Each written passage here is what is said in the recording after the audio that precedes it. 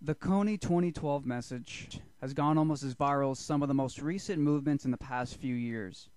In one day alone, the video was blasted across social networking platforms like Facebook and Twitter, with already nearly 1 million people pledging to take part in the Cover the Night event, which encourages supporters to print Kony 2012 flyers, posters, etc., and place them all over their local towns.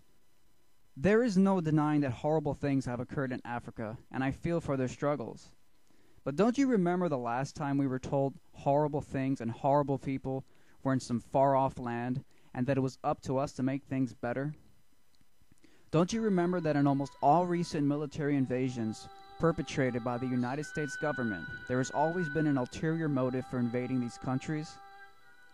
What about the oil in Iraq? What about the opium in Afghanistan? What about the Iran-Contra drug smuggling our CIA was involved with? The American people are fed up with war. Even after 9/11 and the thousands killed on that fateful day, the majority of Americans do not see the point in our military presence overseas. We are tired of war, we are tired of death, and we are tired of angering the world and creating more enemies. And our leaders know this. They know we won't fall for any more convenient coincidences that lead to the systematic destruction of foreign lands in the name of keeping us safe from the terrorists. But do you think the elements in our government, who were bold enough to use 9/11 as a justification to attain oil in the Middle East, would just give up now that the American people are awake? Of course not. Those who would kill for power would stop at nothing to spread their influence further and wider across the globe. But now, with the American people awake, they'd have to use new tactics to get the support of the people.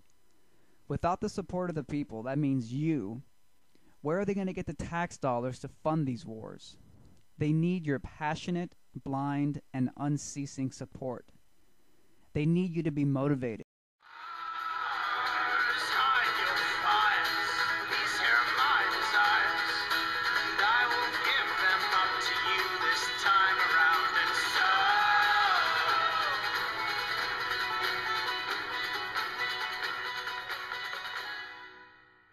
They need you to be inspired. All of this was funded by an army of young people who put their money toward their belief in the value of all human life. They gave a few dollars a month of what little they had and proved that a bunch of littles could make a big difference. They need you to be in full support of their actions. If they decided to have a military presence in Africa, they would need the support of the American people. If they decided to have a military presence in Africa.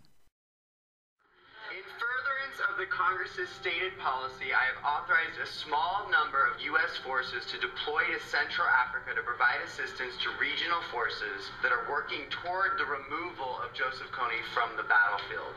Sincerely, Barack Obama. If they decided to have a military presence in Africa. Well, I mean, here's the thing. We put a man on the moon many years ago. A man on the moon.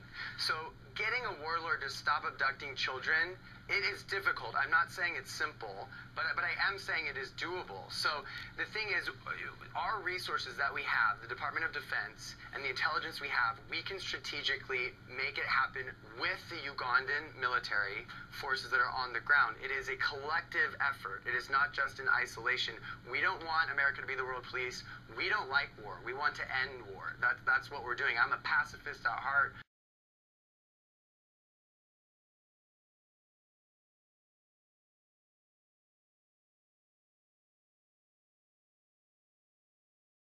I love Gandhi, Dr. Martin Luther King.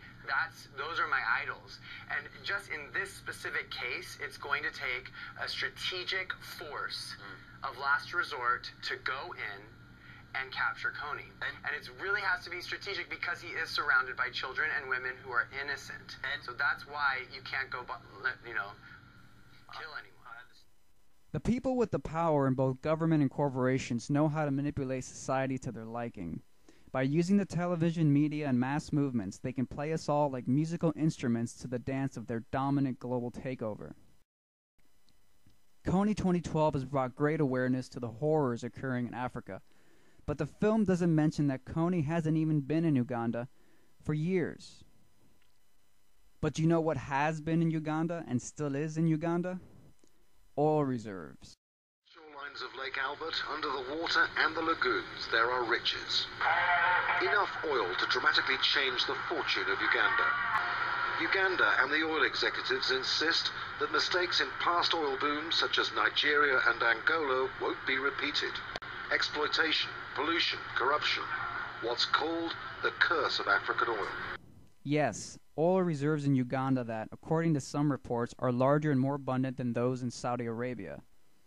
Remember that the people with power in both our government and corporations have a lot of money. That money can be used to buy anything. Put a couple $1 million into promoting any event, and once enough people are on board, the majority of everybody else will jump on board simply because they see everyone else doing it. In psychology, this is called groupthink. In Nazi Germany, this was called the Holocaust. After 9/11, this was called blind patriotism. In 2012, this phony movement may be Kony 2012.